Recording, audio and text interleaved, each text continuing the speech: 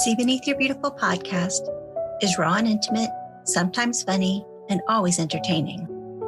With new episodes every Saturday, Hara explores our loves, fears, and hopes with a delicious combination of depth and lightness.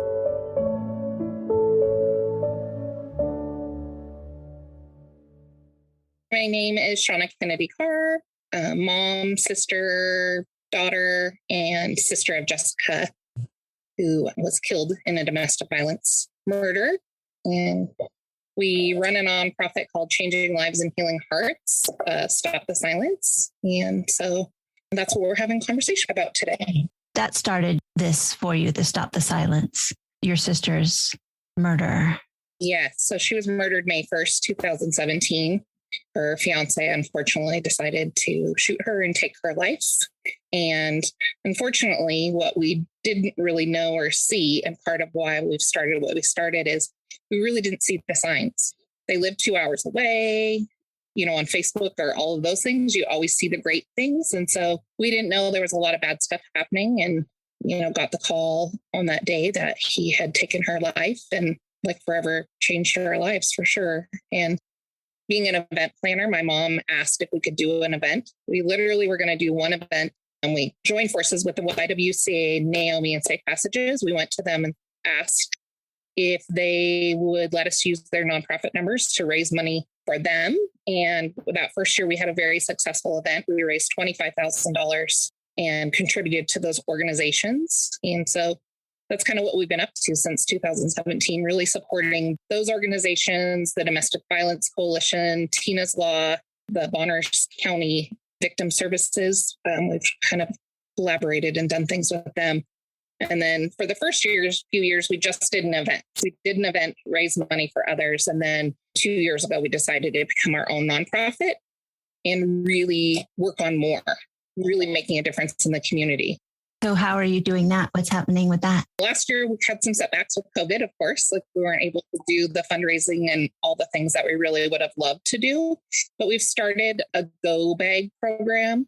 We've collected items, and when women and when they need to get out of these relationships, it's kind of full of those essentials for them, you know, like shampoo, toothbrushes, because a lot of times they're leaving really with nothing, like with their clothes on their back. And so with that, we're really trying to even build on it more, where we can provide gas cards and food cards and just, you know, really the essentials and needs of the people.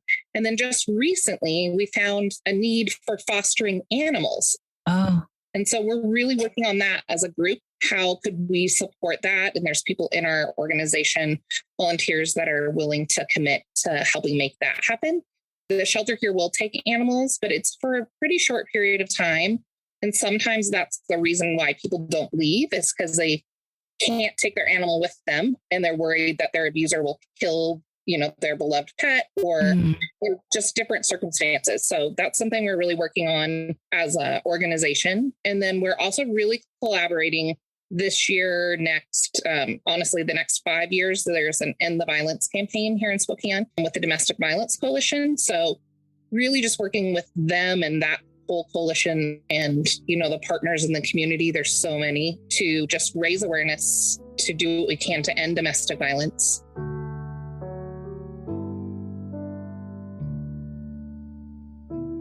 I think I was one of those people too that had my blinders on. I have an amazing marriage. I grew up in a great family. You know, the men in my life, my cousins, my uncles, like, we really have this strong family. And so I just wasn't around, you know, that kind of abuse, or even that kind of relationships where when you throw, hit, scream, like, that's just not part of my world. Yeah. We really didn't see the signs with my sister until after she was killed. And then it's like, oh, but she had to be on the speakerphone all the time when she talked, or when they didn't show up for things, or he chimed in as her, like on a Facebook group. And then after she was killed with the police, we found that there had been domestic violence calls. And so, you know, she wasn't sharing. She lived 2 hours away. So we didn't clearly see the signs. Mm-hmm. And so I think I've just grown and learned a lot in the last few years about the struggle and how high the rate is here. And I think we're all just trying to figure it out as a community. I'm honestly just learning. I'm learning more and more as much as I can to figure out where is this coming from. You lived in a world with blinders on because it's not what you came from. So your sister didn't come from it either. No.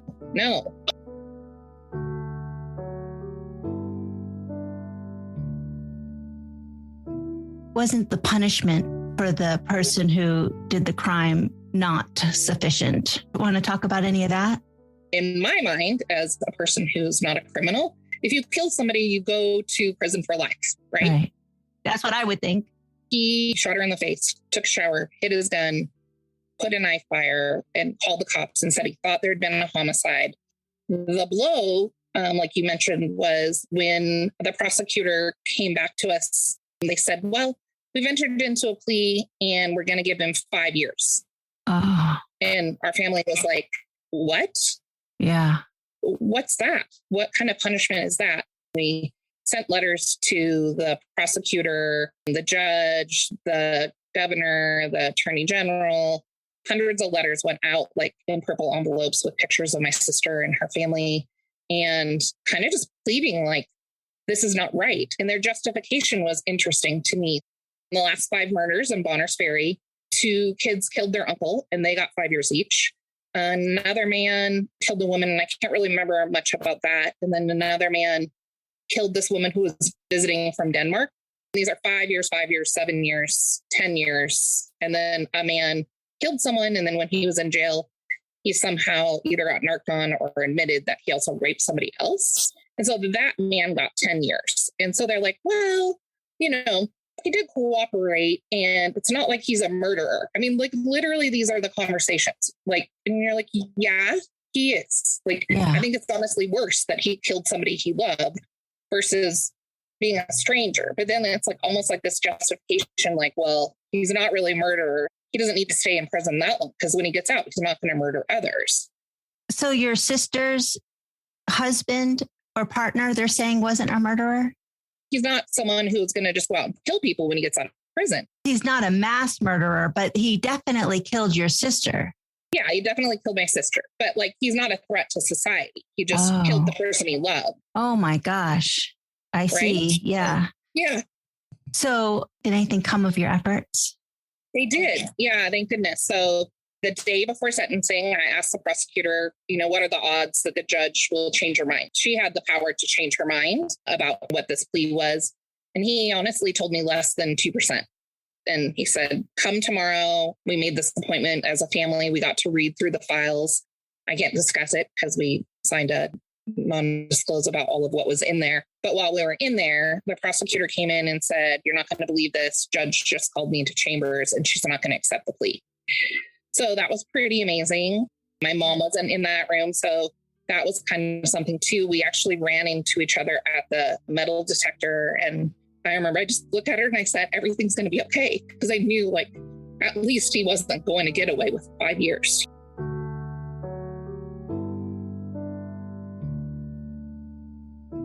He ended up getting a 10-year determinate sentence. He had served 2 years in jail. So it means like he is going to prison for 8 years. He'll be up for parole when he's 48, which was the age I was when he was sentenced. And then he may be let out at that point. We'll plead to the parole board. Kind of depends on what kind of prisoner he is. But he also has a 10-year indeterminate sentence.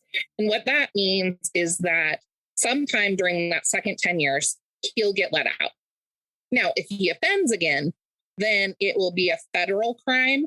And if he did kill someone else, he would be tried federally and go away for life. Or if he did broke any of his parole or probation scenarios after that time. But he'll essentially be out sometime around what my age is now. Like he'll be out somewhere between 40 and 50. How old was your sister? She was 36. And she had kids? She had 3 children, yes.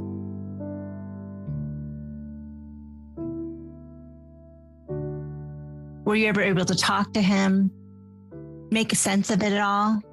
Yes and no. He originally, when it happened, like the next day when he was arraigned, I guess, I think that's the correct word. When he went in front of the judge, he said it was self-defense because she was threatening the Hells Angels against him, which is kind of this weird I don't know where that came from. There weren't any Hell's Angels there. We don't know any Hell's Angels. He quit saying that. Like that was just like that first day. And then he didn't really honestly have much to say during sentencing. We got to address him. So I addressed him for myself and just really shared like Jessie was my baby. I'm 10, 11, and 12 years older than my siblings. So she was really why I wanted to be a mom and like how I learned all the things about a baby, like how to change a diaper and feed them. And she was just so special. She was nothing like me. She was like this blonde hair, blue-eyed little beauty. And I know my hair is pink right now, but you know, I'm brown hair, brown-eyed, and really she, you know, was my baby. And I let him know that he took that from me. And so he had no remorse or didn't reply to me at all. And then I spoke for my mom. I read a letter for my mom as well. And then my other sister, Amanda, read to him, and she had a little more interaction with him just in general. You know, like I said, my siblings are quite a little bit younger than I am. So Jessie and Amanda were really close. And so even just in there, you know, doing things before this all happened, Amanda had the opportunity to kind of know Eric a little bit more than I did. What I said before this was that he wasn't really someone I enjoyed, but I always said he wasn't mine to love. Yeah. If Jessie was creating this great life with him, which it looked like, you know, they were always on the four-wheelers and fishing, and she was very outdoorsy. I'm going to call her a little fairy. She loved to be out in the wilderness, and it just looked like they were living this great life doing those things.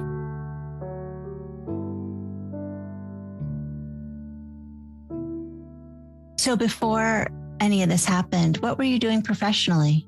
I'm an event planner. Oh, that's right. You said that. An event florist. And I also am a 2-time breast cancer survivor. And I've done a lot in the community as far as fundraising. And I was the chair of the Mad Hatter Party. And so I definitely had fundraising experience under my belt before this happened. And that was kind of why the request of my mother. And generally, like, our event was a music festival. We're a family that comes from music. My mom is a musician and a front singer of a band, like as a profession for her life. We come from a very musical family, and it's kind of just been what's helped our family heal our souls in general. In fact, my mom and I both had breast cancer at the same time. So we had that journey together, and, you know, she just knew that I could make something happen and I could be a voice for my sister. And that's really what I've taken on. Like, I've never, ever thought that the words "my sister was murdered" would ever come out of my mouth, like ever. Right. I think I'm just really called to make a difference and to be the voice and to learn more and to educate more and help people when I can. Each event, like, the success is if we helped one person, like, not that 500 people showed up. Like, of course, those things would be great. But if one person that day heard something and were able to connect with these organizations that have all these amazing programs and able to make a step to make a difference in their life, then it's worth every bit that we do.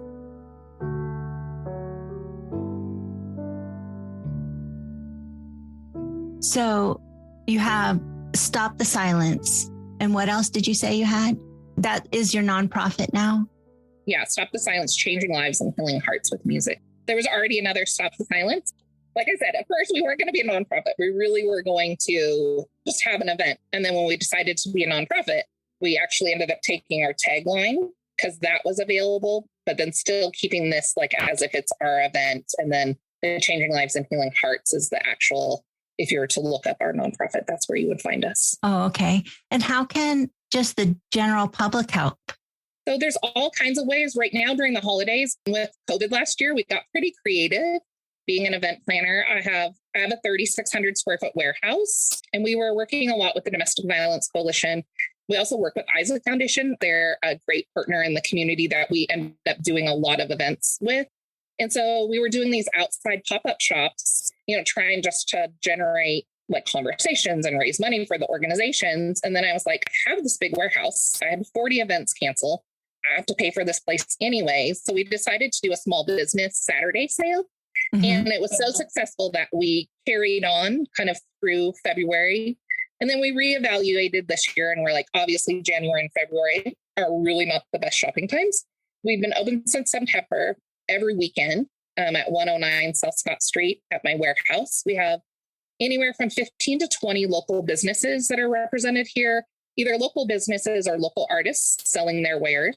And then we've teamed up with some of the businesses as well, like the Roast House Coffee.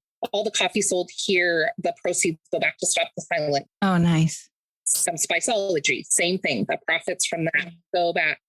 This year we had a big toy donation. And so all of those toys, 100% goes back. And then the great thing in building community and supporting with the businesses that are involved is they make a donation to our organization to be here, and feels like we're supporting local people during a time that's kind of crazy. And we have the ability to be open air because we have these big garage doors if we need to, and it's a lot of room. So we really created this fun pop-up shop, like I said, every Friday, Saturday, Sunday. And we call it the U District pop-up shop because we're in the University District. So that's like one way. We also have classes coming up. So we just had a class this Tuesday, a paint and sip. We have like a wreath making class, centerpiece making class, these cute little tree gnome class. We have a cocktail. We teamed up with Dry Fly and Side Hustle Syrups. And so we have a couple cocktail classes before the holidays too, where you can come learn how to make a cocktail and a mocktail before Thanksgiving and Christmas. And then with the Domestic Violence Coalition, we haven't announced it yet, but it's okay to say, we actually have a gala coming up in January. So again, being creative, we've made a 3-day gala, which is a Friday night, a Saturday night, and a Sunday brunch, all at the same location. So you pick which night you would like to come, and we're going to have featured chefs and featured musicians, have live auction and silent auctions there. We're only selling 8 tables at each. Again, just, to have a venue that has the capability of holding 200, but only with anticipation of it going either way, that each day we'll have 64 people at each of those events. And again, supporting, local restaurants kind of in that scenario. And so we're procuring auction items. If, people have something they want to donate, we're also obviously looking for sponsors. And if someone wants to attend, those tickets will be up shortly. We have a meeting Monday. And I think hopefully by the end of next week, we'll have the links and everything up for people to be able to get their tickets for that event, January 21st, 22nd, and 23rd. So they'll be up where? On your Facebook or your website? On both. So they'll be on the Stop the Silent Facebook. It'll be on the End the Violence, the Spokane Domestic Violence Coalition on their Facebook. We'll also put it on the pop-up shop because people have been, kind of looking for us there. And then it'll be on our website, the changinglivesandhealinghearts.com. And the tickets there'll be a link at each of the Facebook events, to be able to direct them there to go purchase the tickets. Awesome. That's so exciting. I love that you're so well ensconced is the word I'm thinking of in the community, and that everybody's wanting to help you. Yeah, it really is amazing. Yeah. You and I didn't know each other before my sister was killed either. So I didn't know you. Someone else who we knew reached out to you, and you generously donated artwork and have several times. So thank you. I appreciate your support, and our friendship and has come out of that. And so many really, really, really, it's going to make me cry, really great friendships and relationships have come. And so that's my love for Spokane, is that she was killed in May, and October we have this event. In that short a period of time, we'll raise $25,000. People work all year to try to make that happen. And I just felt the love. I mean, that's really, I think, what keeps our family going, is that, feel like we can see different areas where we've made a difference. I'm usually overwhelmed more about the love of the community than the death of my sister, because I speak about it so much. Obviously, there's times when I feel her presence or I'm moved. Just recently, I actually spoke to perpetrators. I'd never done that before. I was in a room with 28 people who obviously had done some bad things because they had to be in that class and pay some money. And I spoke to them as how it is for me, that I'm a victim of domestic violence because of Eric's actions to kill my sister. And so there's so many different aspects of it. But I would say generally, it's like I said, I feel like I'm strong and I'm a voice, and I have these amazing connections in the community, and I've grown and met so many more people that want to make a difference. I really do appreciate the community and this community effort as well. Like I said, the 5-year plan with the Domestic Violence Coalition, like it involves police officers, judges, different community members, like really committed to that. This shouldn't be like what Spokane is known for. Mm-hmm. When you spoke to the perpetrators, do you think you got through it all? I do. Actually, my lovely husband sat in the audience so that I could have someone to look at, which was amazing. And I really, really did speak from my heart and, the impact that Eric made in my life. I feel like I've done so many things a sister should never have to do. I was the one that told my mom that her baby was dead, and her screams and her sorrow will ever haunt me. I cleaned out the house in which she was murdered in. I planned her funeral. I've done all these things with the courts and like all of this now. And so, I would just pray to God that I have the strength to be her voice and be in action for change.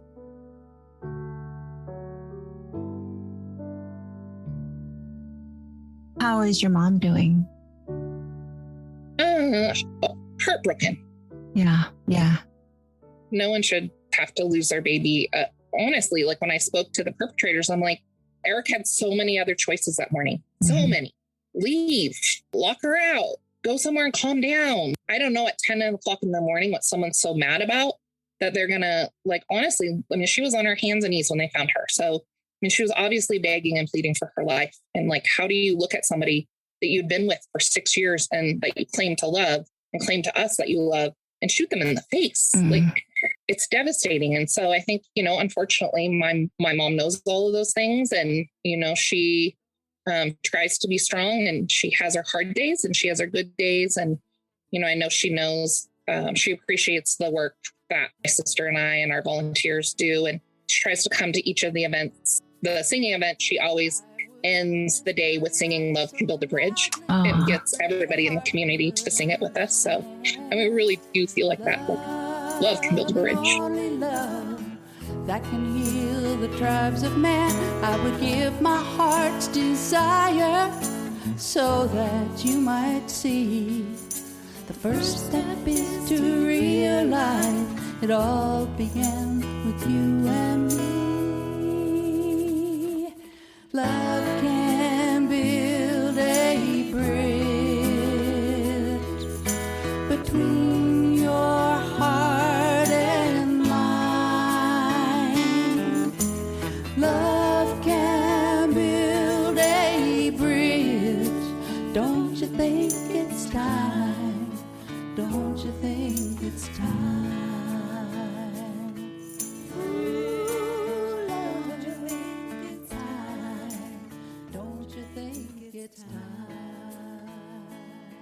I'm so choked up. I always think that there's nothing worse than losing a child, but to lose a child through violence of somebody else's choice is just heartbreaking. So I feel for all of you, but I'm so glad also that you're doing good with it, For sure. Like I said, I think that is what has me going. And I just know that we've personally been able to help people directly and even volunteers. That was kind of a crazy thing, is like people I met and people who are volunteers of ours. One lady who again was like a friend of a family friend, went to all these rallies, went to all the court dates and all of this. And for us to later to find out that she was in this horrible relationship. And now she's not. And she's in a really great relationship, and he volunteers and does that here. And I don't know how many of my friends, like very successful business women in this community, have come forward and said, thank you for being the voice. And I was in a relationship and I don't share about it because it's embarrassing or all of these things. And it's all walks of life. And like I said, it's men and women too, like 1 in 7 men. And they're probably not reporting as much, right? Because either they feel like they're not being believed or ashamed or whatever that looks like. So yeah, it is a problem here. We need to not be silent. Like my parents' generation, they were taught if something was going on with the neighbors, you mind your own business. Like that's the neighbor's business or whatever. What if the neighbors had called, for my sister? Or what if someone was brave enough to step in? Or, my niece was just out for Halloween, and it was the day before. And she was like, "You're not going to believe this, but this girl had been dating, lived in Seattle. It was the woman's birthday. He was texting.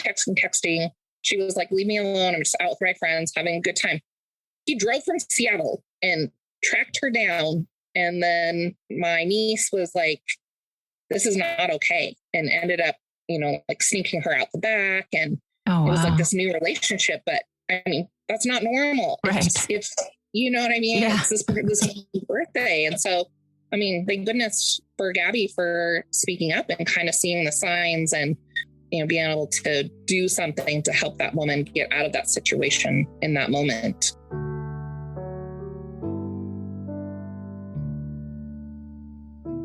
I think probably the hardest is when the verbal abuse is happening. Like people don't think it's domestic violence, or that's it. Exactly. Yeah. I just spoke to this young woman a few days ago. She reached out directly to me and I was able to sit down with her, and like something chilling kind of in our conversation was that he makes her have sex with him every day. And I'm like, that's rape. Right. If it's not a choice, if it's not consensual, that's not okay. That's not love. Right. Just broke down and she was like, I've never heard it like that. And you're right, because I don't want to. How heartbreaking. Is she going to make a change? Do you know? I think so. I've given her some tools. I've given her my number. Where she works is really amazing. And they're really trying to help her. They helped somebody else in their business that we were able to directly help too. And so I think she feels supported, for the first time. And like I said, she's unfortunately, this is another thing that happens. I asked her, does she have family? Does she have friends? Well, she's isolated all those people. And so, or she's gone back several times. The last time she left, I guess she was gone 22 days. And one of her best friends helped her. And then when she went back, her best friend was like, I can't do this anymore. Mm-hmm. Like people get to have their boundaries. Yeah. I get that. But then that's even just one more thing. They're like, now I've eliminated and they're not going to believe that I'm going to leave, or they don't feel like they have a support because of this kind of back and forth that's been going on. Yeah. And not understanding. Like, I didn't understand. Like I was that person that would say, I would never be in a relationship like that. Oh, leave in a minute. Like who stays? Right. Mm-hmm. And now I see it's so complex. Yeah. Of why you stay. My first husband was very verbally abusive to me in terms of my weight. And I didn't leave for so long. And then I remember somebody telling me that their friend left her husband because she wasn't happy, and a light bulb went off and I went, what? I could leave because I'm not happy. Because I had not been able to leave because he didn't hit me. Yeah. Because he didn't abuse me is what I was thinking. Right. But he was. I wasn't abused and I had 2 children, and I didn't think of the verbal abuse as abuse. Yeah. Everybody deserves to be loved. I mean, that's what I just told this recent girl. Right. A woman who we helped last year at Christmas was like so heartbreaking. She came here to the shop and we had a group of volunteers that was really going to get her some great things for Christmas, like make Christmas for her, and like some essentials that she needed, pots, pans, those kind of things. And I asked her, if you were going to ask Santa for one thing, what would you ask for? And she was like, hesitant. I'm like, really? I was like, what's your hesitation about asking? And she said, like, she hadn't had a Christmas present in 4 or 5 years because she wasn't worthy. She wasn't worthy of asking for it. And then when she asked, she wanted Victoria's Secret perfume. And we went and got a gift pack. It was like $25, and that was like the special thing for her. And it by no means was going to break the bank, but she even had a hard time making a $25 request from us. Well, that's what I was going to say. You said we deserve love, but the thing is we deserve self-love. Once you do, then it's easier to say no to bad relationships. Because then you have the tools in your tool chest, right? Mm-hmm. If you need a hammer and all you have is a screw, you're not going to be able to put together what you need to put together. Olympians get coaching, right? They get counseling. They get all these, like they're Olympians because other people are pushing them to be the best person that they can be. And so there's no shame in going to counseling or trying to be the best person you can be for yourself, for your family, for the community. I think, Agreed. That's also a stigma we kind of have to get over. Like perpetrators don't have the tools in their toolbox. Like what they've been taught is to throw words or throw things or punch things or be angry. And anger doesn't have to look like that. Like you can be upset and still have communication with your partner and clean it up. And like I said, move on. Like, again, the past is the past. We can't do anything about what happened yesterday. All we can do is today and work towards the future.